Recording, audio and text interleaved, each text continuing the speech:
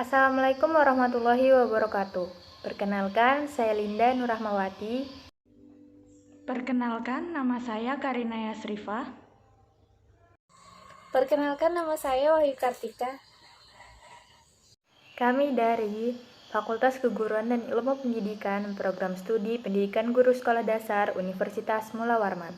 Di sini kami akan menjelaskan tentang organ pernafasan dan fungsinya pada hewan dan manusia, serta cara memelihara kesehatan organ pernapasan pada manusia.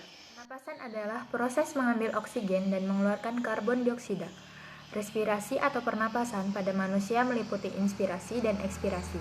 Inspirasi merupakan pengambilan udara atau menghirup udara dari lingkungan, dan ekspirasi adalah pengeluaran udara atau menghembuskan udara sisa hasil perombakan dalam tubuh.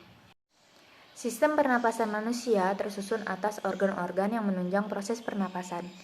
Organ-organ pernapasan tersebut memiliki struktur dan fungsi yang berbeda-beda. Organ-organ tersebut yaitu hidung, faring, laring, trakea, bronkus, dan alveolus. Hidung. Hidung merupakan organ yang pertama kali dilalui udara dari luar tubuh. Di dalam hidung terdapat rambut-rambut yang mencegah masuknya partikel kotoran. Dinding rongga hidung dilapisi oleh selaput lendir. Selaput lendir menghasilkan lendir yang berfungsi membersihkan debu dan kotoran yang masuk. Selanjutnya, udara akan mengalami penyesuaian suhu dan kelembapan. Udara yang masuk ke hidung ini akan menuju paru-paru. Udara segar masuk ke paru-paru melalui hidung. Sebaliknya, udara kotor keluar dari paru-paru juga melewati hidung. Faring atau tekak. Udara yang dihirup melalui hidung akan menuju faring. Faring merupakan persimpangan jalan masuk udara dan makanan. Faring merupakan persimpangan antara rongga mulut ke kerongkongan dengan rongga hidung ke tenggorokan. Pada faring, terdapat epiglotis atau anak tekak. Epiglotis berfungsi untuk membuka dan menutup saluran pernapasan atau saluran pencernaan. Saat menghirup udara, epiglotis akan menutup esofagus sehingga udara masuk ke dalam trakea. Laring. Laring disebut juga pangkal tenggorok atau kotak suara. Pangkal tenggorok dapat ditutup oleh katup pangkal tenggorokan atau epiglotis. Trakea. Trakea merupakan saluran berbentuk pipa yang memanjang dari rongga mulut hingga rongga dada. Trakea dikelilingi jaringan yang bersila sehingga menghalangi partikel asing memasuki paru-paru. Bronkus dan alveolus. Setelah melalui trakea, udara akan terus masuk menuju cabang batang tenggorokan atau dinamakan bronkus. Di dalam paru-paru, bronkus bercabang lagi menjadi bronkiolus. Bronkus sebelah kanan bercabang menjadi 3 bronkiolus, dan bronkus sebelah kiri bercabang menjadi 2 bronkiolus. Bronkiolus masih bercabang-cabang lagi membentuk pembuluh-pembuluh yang halus. Cabang-cabang yang terhalus masuk ke dalam gelembung paru-paru atau alveolus. Pernapasan perut. Pada pernapasan ini, otot yang berperan adalah otot diafragma. Inspirasi. Pada fase inspirasi, otot diafragma berkontraksi. Volume dalam rongga dada membesar hingga tekanan udara mengecil. Bila diafragma berkontraksi sehingga mendatar, maka rongga dada membesar. Keadaan ini menyebabkan tekanan udara di paru-paru mengecil, sehingga udara keluar masuk. Ekspirasi. Pada fase ekspirasi, otot diafragma berelaksasi. Posisi diafragma akan cekung ke arah rongga dada. Keadaan tersebut menyebabkan volume dalam rongga dada mengecil, sehingga tekanan udara dalam rongga dada membesar. Naiknya tekanan tersebut menyebabkan udara dalam rongga paru-paru terdorong keluar. Dengan kata lain, bila otot diafragma relaksasi, maka rongga dada mengecil. Akibatnya, tekanan di paru-paru membesar sehingga udara keluar. Selanjutnya, saya akan menjelaskan tentang pernapasan dada. Pernapasan dada terbagi menjadi 2 jenis, yaitu inspirasi dan ekspirasi. Pada pernapasan dada, otot yang berperan adalah otot antar tulang rusuk. Proses inspirasi. Apabila otot antar tulang rusuk berkontraksi, maka tulang-tulang rusuk terangkat dan volume rongga dada membesar.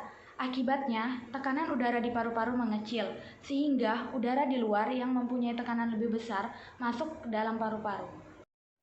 Proses ekspirasi. Apabila otot antar tulang rusuk relaksasi, maka tulang-tulang rusuk tertekan dan rongga dada mengecil. Akibatnya, tekanan udara di paru-paru membesar sehingga udara keluar. Ada beberapa gangguan pernapasan yang dapat menyerang manusia. Yang pertama, asma. Penyakit asma disebabkan oleh terhambatnya aliran udara karena mengecilnya bronkiolus. Asma dapat disebabkan antara lain oleh alergi terhadap debu atau udara dingin. Yang kedua, bronkitis. Bronkitis adalah peradangan yang terjadi pada bronkus. Hal tersebut menyebabkan terganggunya aliran udara yang akan masuk dan keluar paru-paru. Bronkitis dapat disebabkan oleh kebiasaan merokok, polusi udara, atau alergi. Yang ketiga, rinitis. Rinitis yaitu radang pada rongga hidung hingga menyebabkan bengkak dan banyak mengeluarkan lendir akibat alergi.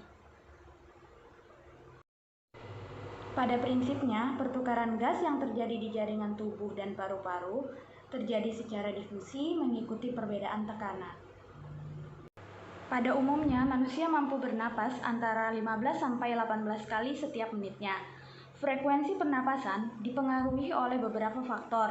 Yang pertama, umur, yang kedua, jenis kelamin, yang ketiga, suhu tubuh, yang keempat, posisi tubuh, yang kelima, kegiatan tubuh. Baik, selanjutnya saya akan menjelaskan tentang sistem pernapasan pada hewan. Yang pertama ada sistem pernapasan pada burung. Burung menggunakan alat pernapasan berupa paru-paru. Selain paru-paru, burung juga menggunakan alat pernapasan berupa pundi-pundi udara. Pundi-pundi udara dan paru-paru ini sangatlah penting bagi burung dalam sistem pernapasannya. Yang kedua, ada sistem pernapasan pada cacing. Cacing bernapas menggunakan kulitnya. Oleh karena itu, kulit cacing selalu basah agar memudahkan mereka melakukan pertukaran. Yang ketiga ada pernapasan pada pisces. Pisces atau ikan bernapas menggunakan insang.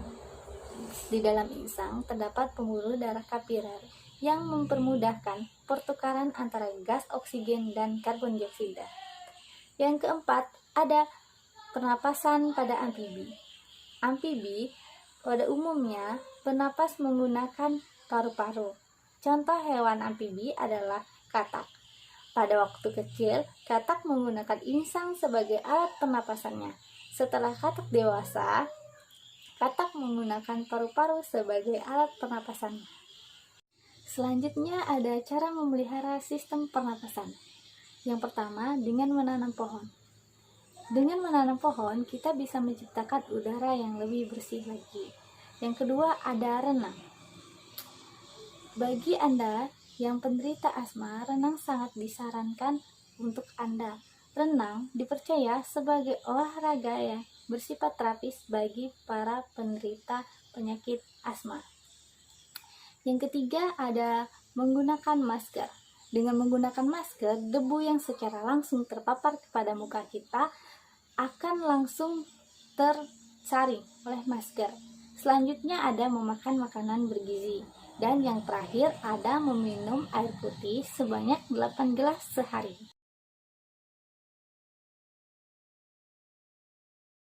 Sekian penjelasan dari kami. Wassalamualaikum warahmatullahi wabarakatuh.